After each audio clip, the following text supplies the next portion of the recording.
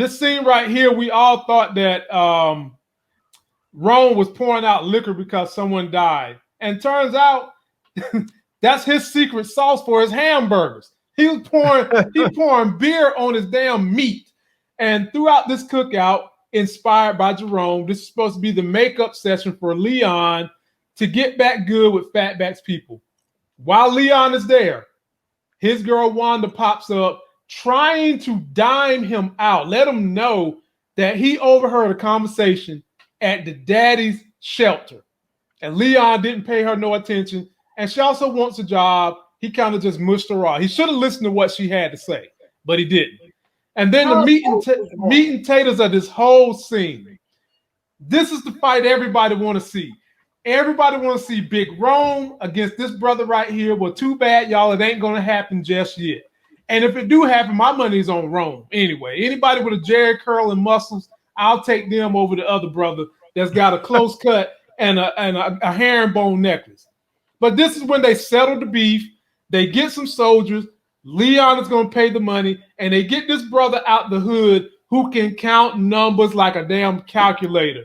Moochie, break down this whole entire cookout scene, thoughts, opinions, and feelings.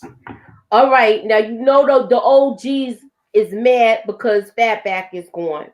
Yeah. So Jerome went there to make amends with everybody because they gotta get troops now. They gotta get soldiers again because they weak right now, and they got both Manboy and Skully coming after them. So they need some muscles. They need some soldiers, and they gotta start getting that product back out on the street. So they gotta make nice with the people there. Okay. Yeah. Now with the fight, I want to see that happen. Who you taking? I want to see that happen. Who you taking? I'm taking Rome. I'm taking Rome. I'm taking old school. I want to know what the people in the comments think. The OG or Rome? Yeah. Please let us know if they get into it. Who's gonna win? Y'all. Post some comments. Do y'all want to see that? We probably gonna see it. Larry, what was going through your mind during this scene? I was really thinking as much as Leon was trying to school Franklin on how to move in the streets, it just makes you realize how little he knows, because it's like Jerome is having to teach him how to move in his own neighborhood, in his own projects. Yeah, man. He's like, I mean, this dude lives there. He runs this joint, and he doesn't really know how to move right in there. And and it really took Jerome to come in there and start teaching him how to move and really show him what's what. And that's sort of the way that Leon was thinking towards Franklin, because when all that stuff went down with Manboy, he was like, I told him not to get involved with all that. And he tried to tell Franklin how to move, and Franklin didn't want to listen. Fortunately, it looks like Leon has a little bit better sense and is actually going to listen to Jerome, And so we saw that he was already starting to get stuff going. He was having this barbecue. We saw people bringing dollies of washing machines and stuff in, when the girl came up to try and, she was thinking about killing him to get the $5,000. He put some money in her pocket and whatnot and said, if you need anything, just ask, So it seems like he's taken Jerome's word and going about things the right way. So, but it's just real interesting that here's this dude that we all thought knew how to move in the streets, and he really just doesn't. Nope, he didn't get trained well, man. And Rome is becoming. I'm not saying Rome was never not a fan favorite, but if he's as popular as it's going to get right now. Rome is hot on these streets in this show. And I'm going to come to you first on this one, That makes Larry. me nervous too, man. That makes me nervous because when writers try and get you to love somebody is when they kill them. They get you to love them so they can kill them and make you feel some sort of way. Don't say that. That's what it happens. It happens. Yeah, but he did a 360 because now he knows the truth. That I'm like, I told y'all how he was. He was the old G that just want to sell his little weed, have his stereo shop, and have a nice quiet life. Now that he knows the truth, his feet he got both feet in. He's in it now. Mm-hmm. He knee deep in it, as they would say. Exactly. And I ain't talking about knee deep in a woman. He's knee deep in it. Something else it. Here and you don't want that part. Larry, I'm going to you first. Look at the look on Teddy. For that look tell you everything you need to know. Teddy is with Avi. He meet up with the banker chick, the government chick, and she basically tells him, look, I know your money was stolen. It's back in your account right now. All is settled. But he wants to know who, and she ain't giving up no information. Larry, where do you think this was going to go? I think that she's not. I don't think she's ready for Teddy. I don't think she quite understands who she's dealing with. I think that she's used to dealing with criminals. She's used to dealing with cartel people. She might be used to dealing with some gun runners like Javi and whatnot. She's not used to dealing with a CIA agent, somebody who can move with impunity, can do whatever they want to do. And, and so, we saw Teddy didn't think twice about going to that banker's house and drugging him up and waterboarding him, you know? And, he's going to be pissed off at Avi because, Avi went there. Avi should have never went in that house, should have never showed his face. He should have just been like, well, I don't know how they got there, but he showed up, and Teddy's not dumb. He's going to be pissed off, but maybe he'll realize that he saved him, because if he would have actually killed this dude, it probably would have caused a whole lot of problems, not just with the law down there, because I think they're in Panama. It would have caused a lot of problems with the law, but it also would have caused problems with them at the bank. Mm-hmm. And then Teddy slips out the window and shit. When Avi and them popped up, boy, ain't Teddy slithery, boy, I tell you. But when I saw that, I thought to myself, that's just another example of Avi trying to help him, trying to save him. Because Avi could have just been like, whatever, I'm going to sleep. Instead he called the woman from the bank and said, I think we need to get up over here. But I don't trust that trick, man. I think it's not only a matter of do they know who did it, and they're trying to check his other transactions so they can find out what's what. Nah, that's some BS. You caught a dude stealing $50 million. You don't need any other transactions to get that dude locked up or do whatever you're going to do with him. He stole $50 million. That's all you need. That's it. Well, somehow or another, this government is protecting his ass. And Moochie, what was going through your brain on this scene right here? What was you thinking? The whole Teddy trying to figure out. When she was talking, this is when I was thinking that Avi did it. Oh, okay. And I was like, when she was saying, oh, why would he not leave? And he's like, because he doesn't want anybody to think he's guilty. And that's when I was like, that person at the bank ain't steal that money. Avi stole that money. So do you think Avi in cahoots with her? Yes, I do. I do. Okay. Well, before I move on, I guess I just have a hard time with that, because I just think to myself, Avi's a businessman. And if he steals from him, or even whether he steals from him, or if it's just simply a matter of, when I do business with you, the business does not get completed. It doesn't matter if Avi's in the right or in the wrong or whatever. If he can't get the job done, Teddy's going elsewhere. And so I just don't see Avi want to screw up that relationship like that. Well, I guess we gonna most definitely find out for sure. Now, Moochie, this next one is coming to you, and this was a very, very telling scene. Here we go. Rome still assisting Leon in getting these new soldiers together. You see, they kind of giving them a rundown of what they got to do. Next scene, this chick runs up on them, pulls a gun. But thankfully, there was somebody to walk up behind her, pull the gun on her, kind of helped out Leon and Rome. But they didn't look like they were scared anyway. And basically, like Larry said, Leon tried to hand the girl the money and be like, if you need something, come to me. And that's when she tells them it's a bounty on his head. She got all these problems. But before she could put that money in her pocket, Rome taught Leon another lesson. Before you give up this money, get some more information.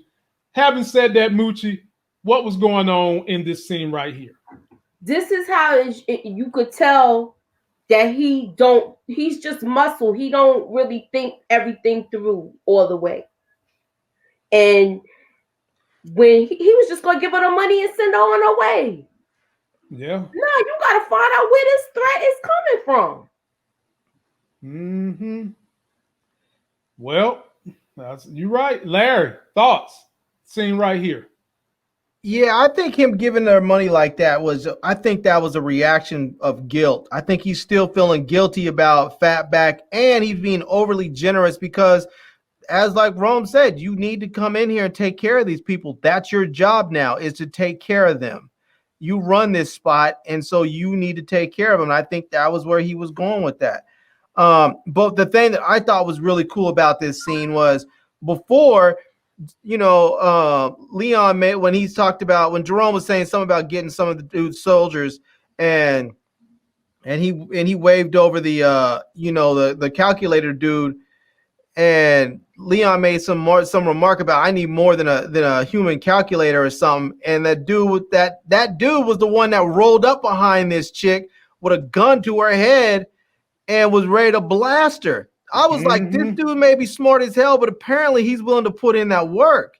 And I was like, it was just a kind of a good lesson to Leon. Like, you need not judge a book by its cover. You need to make sure you know these people that you're dealing with before you start judging, and trying to make assumptions about who they are. Because you might think this is just because even then he referred to him where he said, "Where's that nerdy?" Well, you might think he's just some nerdy dude, but a nerdy dude with his calculator mind can still put a bullet through your head. That's right. His calculator is a gun, ladies and gentlemen. That's what his calculator is. It's a gun. Calculator dude had to drop on the crackhead because she's a crackhead. Oh yeah. Dude just came up all quiet like a ninja too. Boy. Exactly. Hey, well, that's what you get from a nerd. Nerd ain't about to run up on y'all. What you think he gonna go and run up and snow? Nerd gonna just sneak right up on you and put you down. There ain't no need to go screaming and all this stuff they did in the Civil War when they about to do something silly and kill themselves. He just ran up on her and said, "Look, dude, drop it." Yeah, dude, man. glided up on her. He didn't hear anything. He just kind of glided up on her and was just like. Ralph Ortiz says, "Why aren't they listening to Wanda?" No, I think they are. When Wanda was trying to tell them what she heard at the shelter, he wants to know that he said the answer's right in front of them. Why weren't they listening to her? Now. He just dismissed Wanda, man, because Leon's still thinking that she's still dealing with maybe her addiction issues, and he's going through a lot himself. So I think that it was a twofold issue. Number one, he's dealing with so much, he don't want to deal with anything else somebody else about to throw on him. Then he's probably thinking to himself, Wanda's still trying to recover. But I guarantee you this, like Larry said, I bet you they be listening to Wanda from now on.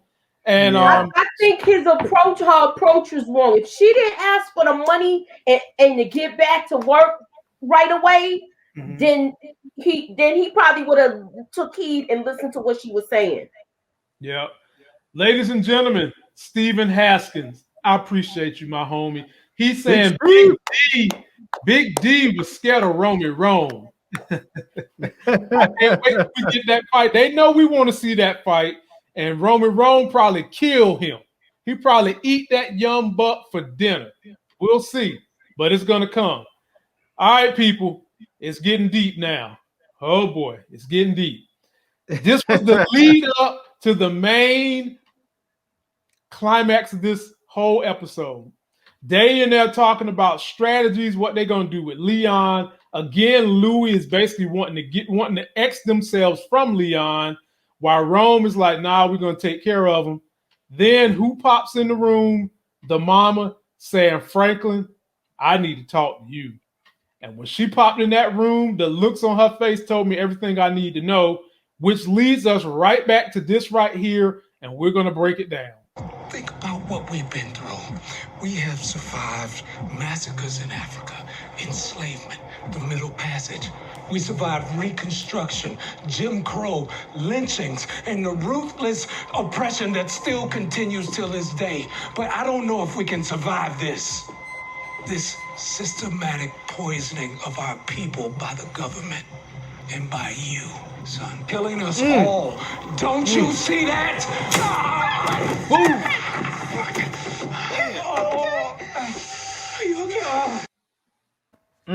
Now, this is what I want to know. We talked about this.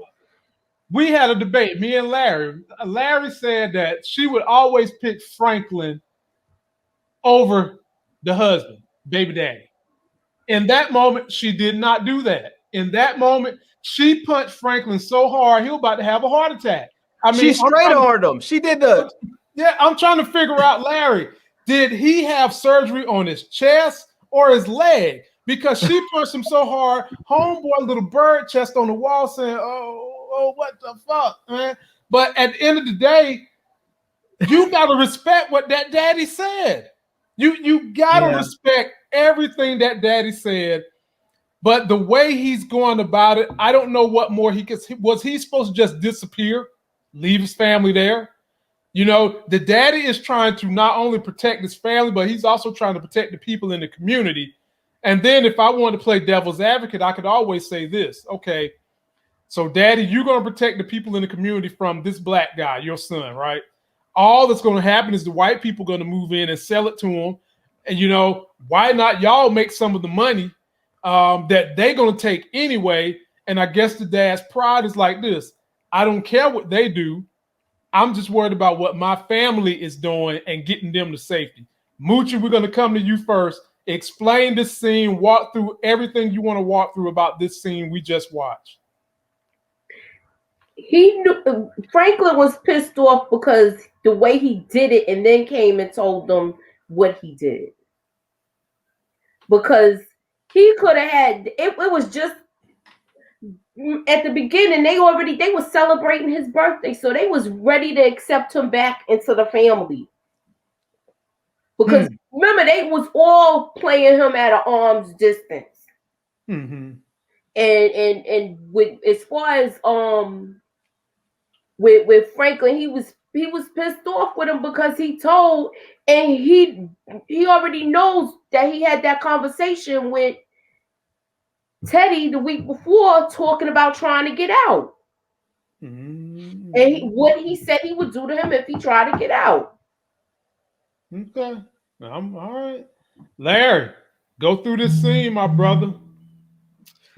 Is there anything the dad could have done better? No.